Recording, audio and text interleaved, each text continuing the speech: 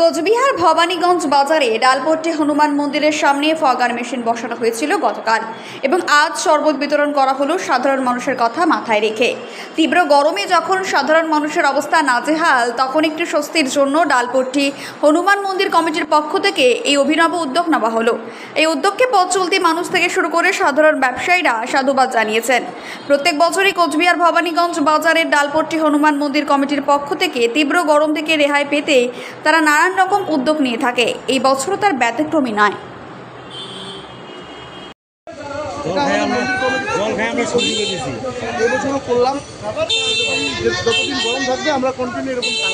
একই সাথে দেখা যাচ্ছে ফগার মেশিনও এখানে এসে করেছেন।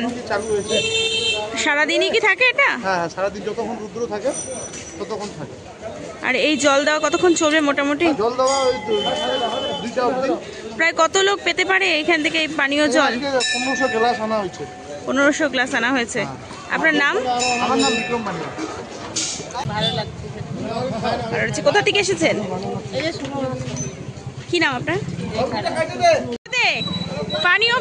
পানীয় জল পেলেন, কেমন লাগছে?